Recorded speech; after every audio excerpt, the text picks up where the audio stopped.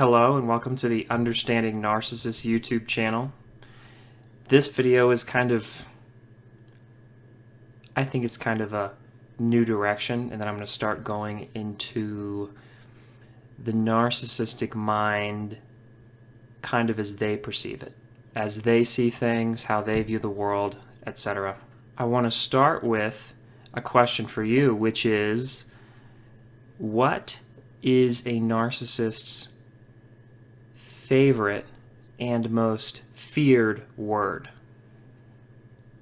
or concept? It's a word that they don't really use, or I've only seen them use in a very limited circumstance. Say when they're up against a wall and they're desperate and they have nothing else to say. It's also more of a concept and a designation or an end, if you get what I mean, than the word itself. It's really about what the word means, as far as like how reality and everything is laid out, how everything works, how the world works, how your relationship works, and how the relationship works in that bubble. But it is a single word. And it's possible you've heard them say it before, but it's also possible that you haven't. I don't hear many narcissists use this word, certainly not in conversation, certainly not on the superficial surface level, but also it's always kind of at the tip of their tongue. It's always implied. It's always in every situation, every conversation, every interaction, every conflict with them. You can see it surface a little bit more. So that is a question I'm posing. I am going to reveal it in this video, so it's not where I'm going to, enter your submissions and I'll parcel them and get back to everybody with another video. I just want to give you a moment to think, what would the word be? What would the one thing be that they are so sensitive about, they use because they're so fearful of it? What could it possibly be? Very, very simple. Well, you can reason. Your first thing that might come to mind is that if it's something that they fear, it's because it's something they don't want to be labeled as, and that's because they know that they're guilty of it, or that they fall under the word's definition. It's just an adjective. Very, very simple 5-letter word. Give you another second to guess. The word is crazy. The word is crazy. They may say it, they may use it, they may describe other people as being crazy, they may even describe you being crazy when they're desperate, when things are threatened, when they're when there's kind of an upheaval, or the rug is pulled out from under their feet, or however they feel, when you're threatening that illusion. The automatic reflexive response by every narcissist is that whenever they're under attack, it is due to someone being mentally ill, mentally unstable, having an episode, having a nervous breakdown. Something is simply not functioning in their mind. They are not mentally healthy. They're not mentally stable. There's something going on. It's such a reactive response. They use it to explain away a lot of things. There's never any follow-up. Oh, is that person actually crazy? They'll sling that it's not. They don't really necessarily use the word. It's the idea. They will sling it around and sling it at you when it suits them. And all those other times when they're being propped up, when you're doing what they want, trying harder, making them feel like they're a good person, fulfilling the illusion, you being the idiot, them being the savior, them being the hero, then you don't hear it that much. It's not quite that. Then it's a different implication then, which I'll talk about in later videos. But this idea is a really big deal because it kind of breaks The crazy label breaks away from everything else I've ever found or formulated about narcissism. I don't know, there's a lot of stuff, and you can go down the line, but I can always bring it back to a principle, and this goes back to a principle. But this is something that's universal, that kind of just flies into your face when you're around and dealing with narcissists on a regular basis, especially. You'll grow used to it. But when you step back and look at it, it's always there. It's always implied, and it really comes down to the word crazy. Even though there's only been a few circumstances that I've actually heard a narcissist use the word crazy, but they all imply it. They all imply that basically, when it comes down to it, if they're up against a wall and they're being questioned and there's something wrong with them, they will literally imply that they will go so far as to really suggest or imply that the world is crazy before they are. That's where that denial, that's how strong it is, that's how deep it runs. There's no escaping it.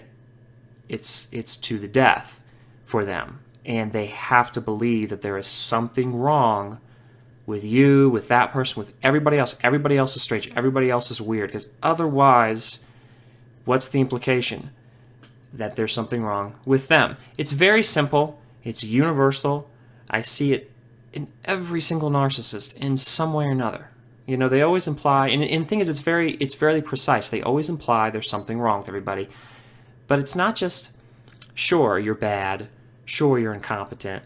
It's that there's something wrong with you personally. That's why narcissists are so deadly, is because they get that hold of you. And they attack the most personal kind of identity deriving feeling or value or activity, whatever that makes you feel like you are you and gives you a place in the world. That's what they go after. Now, it's always true. They always go after that. That's what they always get their hands on. That's how they control you. As far I think it's part of their adaptation, their dysfunctional adaptation to an abusive environment when they were growing up. But so it's not necessarily really conscious. They just do it. It's instinct for them. It is a survival instinct. Now, it's no coincidence that that's the case. As I kind of hinted at the beginning of the video, it's no coincidence that the word is crazy, or the idea is crazy, and mental illness and all that kind of stuff. And it's no coincidence that there has to be something wrong with everybody else all the time. How every narcissist feels. There's something wrong with everything in the world, and everything's got to cater to them, work around them, or for them, to make them happy. And guess what? They never achieve whatever they actually want. They never get it. It's not feasible because it's not tangible. They don't have necessarily, maybe they want you to clean the house, they may want you to declutter this, or they may want you to get this straight. It always has something to do with you that you have to do that'll make them happy, that'll make them literally perfect. If they only had that, things would be great. But you never have it. They never get what they want, so therefore they're unhappy, and that's what they expect. They always have to have that capital. I always think of it as kind of a capital concept. It's always a kind of a capital stock of things they have to be able to facilitate what they believe, what they impose upon you within the illusion. And what it's going to do is capitalize on whatever the problem is with you. Most often, it can be personal flaws of a kind, but really it's stuff that they have their finger on, and they can also generate. They can create the problem. They can exacerbate the problem, or even better, they can irritate you to the point of literally, virtually producing the problem and creating the problem. So they're behind it, but they're not responsible for it. That's the ideal, ultimate position for them, is to be able to generate a problem that facilitates what they want to believe and props up the illusion, but nobody can see them as responsible for it. Therefore, they aren't responsible for it, and therefore it can continue ad infinitum. It can just continue on until basically you both die. That's how it works. That being what it is, how I'd like to finish this video is the natural conclusion, which is, why is it crazy? Why is that the concept? And you already know why. It's plain as day to us, and especially if you watched previous videos. It's because that's what they fear the most. That's what they are. At some level, they're aware of it. There's that conflict going on. There's that battling it out. And that's how it's expressed, is in the illusion and in the problems they have with you. Because really, what they feel like as children, whatever's going on with them or however bad they feel, it's because it's something you're doing. And you're supposed to fix it. Because they don't think they have any control. They don't think they have any choice. They think it's your problem, and so therefore it's your responsibility. And it's their responsibility to make you feel responsible. So the great irony, again, a very sad irony, is that where does the problem come from? Where does the crazy concept come from? Well, it comes from them. It comes from them and that conflict and that fear that they're being crazy. And if you look at them closely, that's one of the things, even though they'll never say it, but I believe the reason that that's driving them to produce the illusion and do all those things and including calling you crazy and everybody else crazy, but applying it in a subtle way, because if they were really to say that everybody was crazy out directly, as opposed to just making everybody feel that way, then it would make them look awfully crazy. They do get that far. They do understand that that's not a viable way to manipulate people and to get them to believe something that isn't true.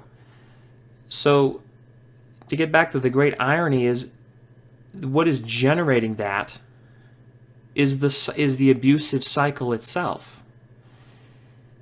Look at the entire process. They have this feeling, they don't deal with it, they express it in this way to make you feel like it's yours. You take the ball.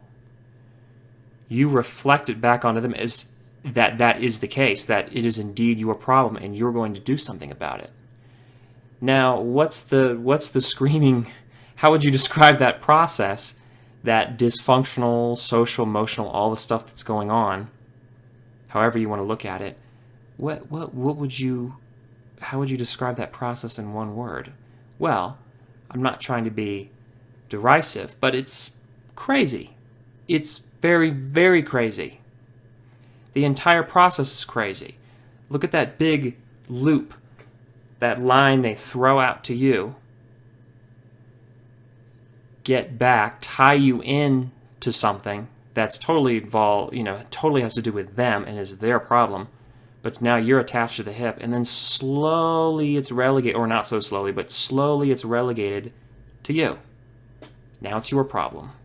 Now you have to deal with it. And that, getting into more advanced stuff, it's something to kind of, a simple concept you can easily wrap your head around, and it's on the superficial level. As we go deeper in further videos, we'll go deeper and deeper into more advanced concepts. But that basic relationship is fundamental in understanding all the other, contorted, complicated stuff that we're going to see in future videos. So I hope you like this video. Like it, share it with somebody you think might benefit from it. Comment below. Thanks for watching and have a wonderful day. Bye.